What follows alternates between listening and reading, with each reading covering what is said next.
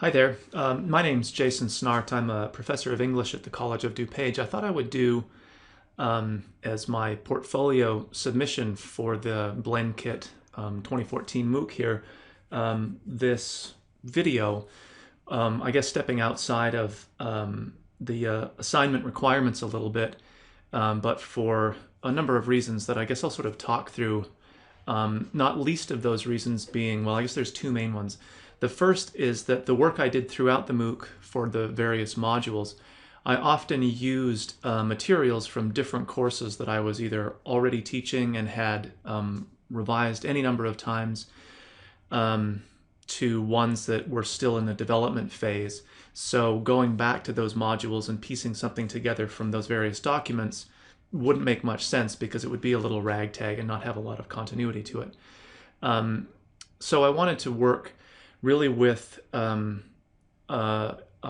hybrid learning course, or actually a workshop, a professional development workshop that I've developed and now taught a couple of times and will be teaching again soon for faculty, administrators, staff here at my college. So in doing this for the portfolio, obviously it has better continuity because everything I'll talk about in terms of the rubric is, of course, focused on this particular course or workshop. And it's also one that is presenting a number of challenges for me because it's fairly early in its evolutionary stages. I haven't made a lot of changes to it yet. And also, I think, unlike a traditional course that I would teach for our students, my student body, quote unquote, is really the peer group. And as I've mentioned a number of times throughout the various assignments for the Blendkit material, is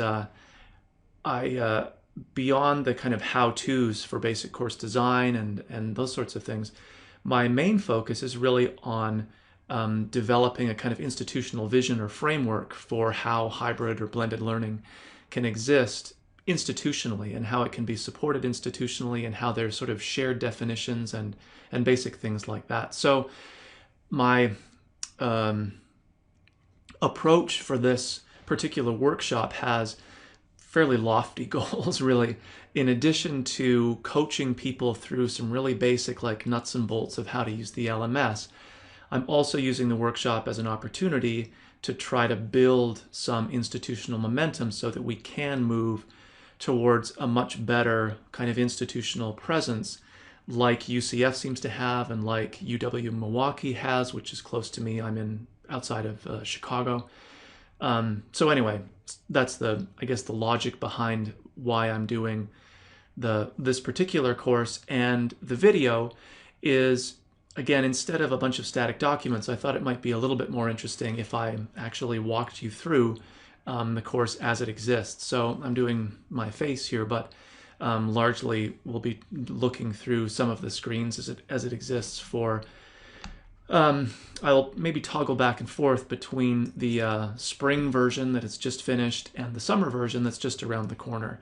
I'm also doing this kind of at one shot, which is helpful for me since we're on the transition between our spring and summer semesters. So this glorious week off, quote unquote, is when I'm doing this. I'm also, as an aside, the author of this book, if you can see it. It's Hybrid Learning, the Perils and Promise of Blending Online and Face-to-Face Instruction in Higher Education. Great academic title, rolls right off the tongue. It came out in 2010 from Prager. I have another hybrid book coming out when it gets done with NCTE. And the focus of this next book, unlike this first one, is really that institutional framework building and kind of a shared vision across a college. So getting away from the how-tos of course design, which has been really presented and covered so well by things like the UCF resources. There's no need to reinvent that wheel, but the question really now is how to implement that. Okay, so I am just going to follow along the portfolio review rubric here. Clearly this is unscripted, so I may wander off topic a little bit, but I'll try to kind of hit on the things that are going on. So this course is built, it's ready to go, but it's not populated with active students yet. There's a roster, but we won't pay much attention to that. But clearly there's no announcements going on and that sort of thing. So course expectations. I suppose what I'm really doing is just showing sort of the course layout, providing the printable syllabus, the course schedule, the description and goals, which is maybe the course expectations. They're fairly limited, and I've tried to, you can read through these on your own, but you have tried to stay away from too much of the this is how to operate the LMS, so that this workshop doesn't become like a technical training workshop. It really tries to address more of the big picture stuff. And you'll see that one of the things that I really try to highlight, as I think came through really nicely in the Blendkit, is the primary maybe design challenge is ultimately not how to build the face-to-face or how to build the online, but how to integrate those two so that the course doesn't feel like two courses that are separate from each other, or two courses, one of which has really the grades in it and the other is just kind of an ancillary part. So I've really learned over the years to be careful not to privilege inadvertently or otherwise by like loading the grades all into the online work that we do, not privileging one piece of the course versus the other and trying to really work to integrate those pieces.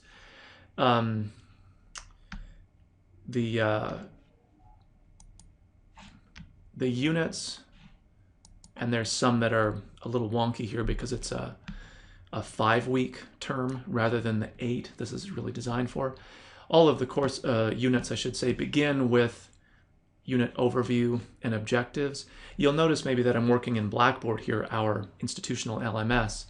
And there's working in the Blendkit MOOC has been interesting because I had to get used to Canvas, which is so different in so many ways. And it's hard to say that one is better or worse. One thing I really liked about the Canvas interface is the way that, unlike with Blackboard, where everything is kind of right there for students to work through, I like the Canvas design where it was kind of sequential and I could do something and then click on the next button and do that thing.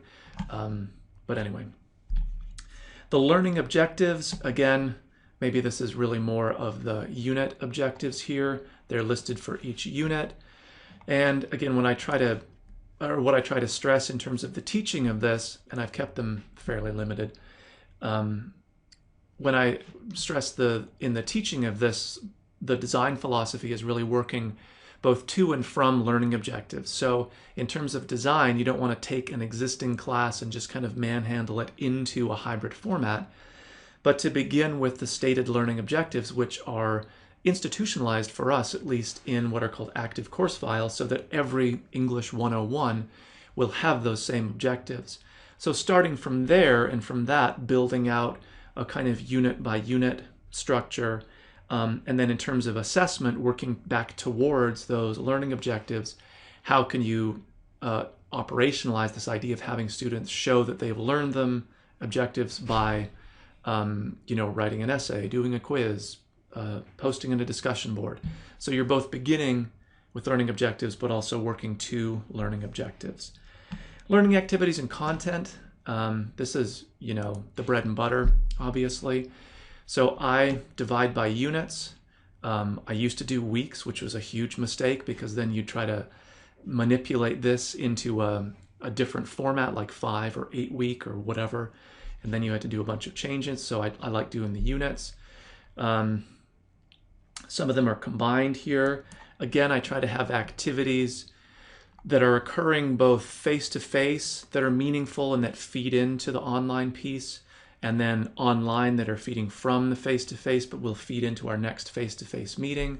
So even something as simple as having, let's say, a discussion board where students or workshop participants post, and that becomes what generates discussion for our next face-to-face meeting. It's fairly simplistic, I have to admit, but it does a nice job, I think, of integrating the two components of the course, so it does feel seamless. And really, in my own secret world, it holds students accountable for what they're doing in both modes. And if you don't hold them accountable, then they sort of slack off. And I don't mean that in a bad way, but they they learn to work efficiently by understanding where they will be held accountable and then doing the work there. So I've had to be careful with balancing accountability in both the face-to-face and online modes. The activities, I hope, are aligned, obviously, with the unit objectives, which then align with the larger course objectives. This is a nice course for me in terms of objectives because it's a hybrid about hybrids. So the act of participating in it is really an act of learning. So the course content is the course itself, if that makes any sense. Rather than the challenge of teaching a course in English, history, whatever else, where you have content, but also the sort of IT piece of getting students to navigate, to manage the various utilities you're using, and that kind of thing. So a lot of the discussion that we have in this workshop is about the discussion we're having as part of the workshop. Again, if that makes any sense, it's sort of a meta workshop in that sense. Learning assessments, because it's a faculty group who are doing this on a volunteer basis, and there's lots of sort of funny contractual things about what you can do for credit for professional development and what you can't, and what could be done, if you do this now but it's not for credit, can it be used if some point in the future, like retroactively, things change so you could go back. So I actually try to keep it fairly rigorous, but most of it is discussion based because clearly that workshop environment. And then the final project, a lot like the part of, I guess, the capstone, if you want to call it that, within the MOOC, is obviously building a hybrid unit. The interesting thing is, as with our MOOC, I'm sure, you get people in the workshop who've never done a hybrid unit before, or course before, so they're starting absolutely from ground zero. Some of them have just been told they're going to teach hybrids. They weren't motivated to do it, which is kind of scary. It goes back to my point about institutional sort of management of all this. So they are sort of resistant, a little bit resentful, kind of to me as if it was my decision, or that in selling, or that in talking about hybrids in a positive way, I'm trying to sell it as the mode for everybody, which isn't the case. And then by the same token, you get people who have done, a whole bunch of hybrid teaching, and they're doing this really for the professional development credit to sort of prove, as for the same reason I'm doing the MOOC, to kind of prove what they already know. Not that I didn't learn anything, but you know what I mean. But anyway, as far as learning assessment, the main one for this is to clearly build a hybrid unit. So it's small enough to be manageable within our workshop, but I think meaningful enough that really, again, sort of secretly, what I think people find is that in building a quote-unquote unit, they really begin to have to think more globally about larger grading structures, for example, larger course organization. So I assign this as a hybrid unit, but almost inevitably people have to, if not actually build, then at least conceptualize and think about the course as a whole. So clearly I'm not going to have them build an entire course, and some of them don't even really get through building the unit, especially those who aren't like already teaching or really have plans to do this immediately. And that's okay for me. I've had to be sort of flexible with meeting people where they're at and really where they're going in terms of what they produce.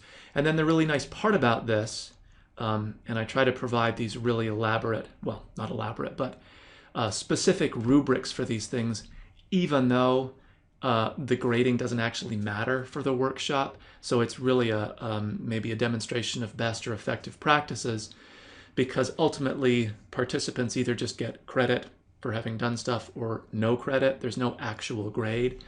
Although I do have the fully worked up grade center with all of the discussion boards, and so they actually do end up getting a grade, at least visually, in the grade book. But sort of professionally, they just get credit or no credit.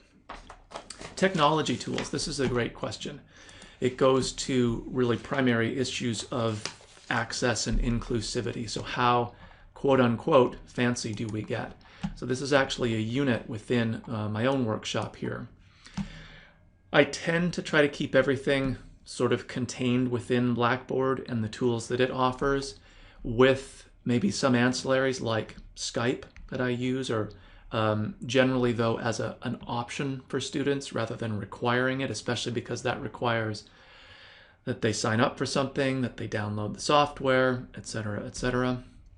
Often if I do virtual conferencing, I'll have Skype as an option, but also Adobe Connect, which doesn't require the additional sign up. But the fancier you get, or the more sort of tech intensive you get, the more challenges you face as being the primary IT person, the devoting class time instead of to course content, to IT management sort of things.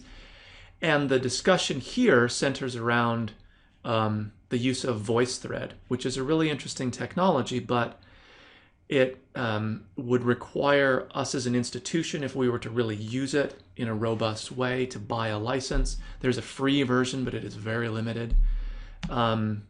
It requires people to have a separate sign up. It requires a sort of different navigation than Blackboard. And so how much of my time, or the workshop participants we talk about, how much of our time do we want to devote to using that as a technology? What problems does it overcome, or what does it allow us to do better, rather than, hey, here's this new fancy thing, let's use it. And so this is sort of a funny unit. We have a VoiceThread discussion, or a discussion that's set up or enabled through VoiceThread, and then an actual discussion board where the points are for the class, in this case. Just the standard discussion board through Blackboard about your experience using VoiceThread. So the technology tools question is really an ongoing balancing act. I think one of the big, maybe newer questions for us is, and this was reflected in the MOOC final survey, is the degree to which people are maybe using mobile devices, whether that's an actual phone or maybe a tablet, to interface with a course, and to what degree we just assume they'll be doing that, to what degree do we design towards that, and then is it feasible to enforce that kind of usage, or does that just introduce so many digital divide questions, not to mention other kinds of ADA issues that I'm not sure that I'm personally well trained enough to really deal with. Anyway, mobile learning, or U-learning, ubiquitous learning, I think is, if it hasn't already, is going to dovetail pretty soon with blended learning, because blended seems like the ideal mesh of that face-to-face and so-called online or ubiquitous learning, where that the mobile possibilities could be nicely integrated, but still have that face-to-face time where you'd really have to devote some pretty serious how-to time in the course itself. Ethical legal practices. Well, I am continuing to revise my own courses, which I think is a huge issue for so many people in so many institutions, to make sure they're just basically ADA compliant. I mean, the basic legality of it all. I have within our syllabus a nice little piece that I have developed. I actually developed it for this workshop and have now bundled it into old courses. So it's always this retrofitting that I feel like I'm always doing. Pause for word. Okay, so the syllabus itself, I won't make you sick by scrolling through it quickly, but I have this access and accommodation piece, which I feel is a nice kind of legal disclaimer, but that only does so much if your course itself, right, isn't built that way. And Blackboard is actually now a little bit more helpful. So if you insert an image, it'll ask for an image description so that a screen reader can deal with it. And if you try to insert the image without that, it'll actually prompt you, do you really want to put this in without a description? I do still struggle, though, with the degree to which, let me go into a different course to show you just briefly. Online class that's just finished. I love doing these very, informal, impromptu videos. YouTube does a great job of picking ridiculous thumbnails for me. I think I can go in and change that, but I'm just lazy, so I don't. but I often think about accessibility issues, because I don't caption these. Google does an interesting job of captioning if you've ever used that tool. I don't want to not do them. So I try to make sure that the material in these announcement-based videos, it never presents material that's not otherwise also present in the course. So the idea, I guess, is that people of variously abled still get more or less the same experience of the course, and people who are disabled in some way or have access issues don't get a kind of impoverished version of the course because of things I've done that aren't fully accessible. And maybe I've sort of shared too much about that, but it's easy to brush that under the table and just sort of not show people. But I think that's a huge issue, and one that I continue to work with. Even working with YouTube videos has been really interesting in terms of their own copyright enforcement. I've had YouTube videos pulled that violated copyright because, for example, it was a video I shot outdoors or at some public space where there was music playing in the background. It wasn't mine, I did it at it, but somehow YouTube flagged that because of the music as infringing on copyright. And as you might know, if your YouTube account gets flagged too many times, you lose certain privileges. You can't, change your thumbnail, for example, and other sorts of things happen, not to mention the legal issue. But it's almost the copyright taken a little bit to the too extreme, because there's, like, I did a home video of my daughter figure skating, and it got pulled or flagged because the music playing at the skating rink, was recorded music. Anyway, I clearly wasn't making money off of it, but YouTube might have been, so it's an interesting legal argument. Okay, extra credit. Let's see. Provide exceptionally vivid portrayal of, etc., etc. I guess I'll let you be the judge of that. I am going to sign off now. Hopefully you've seen what you needed to see or wanted to see, maybe too much.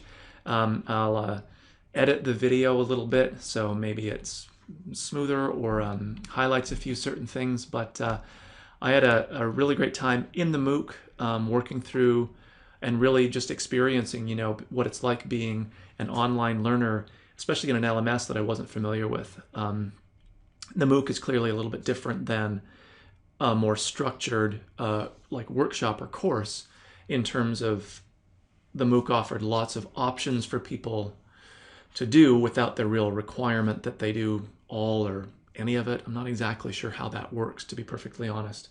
But I'm certainly the type of person where if you lay it in front of me as an option to do, I will probably do it. So you forced me to get a lot out of it. Anyway, hope you enjoy this little snapshot of my hybrids workshop here. And again, excuse me, it's not a course that I would teach to students, but presents some interesting challenges precisely because of its target audience, and also reflects, I think, my interest, ongoing interest in developing, or how to develop, really good institutional supporting structures for making hybrid and blended learning really as true to that best of both worlds scenario as it could be. Anyway, thanks a lot.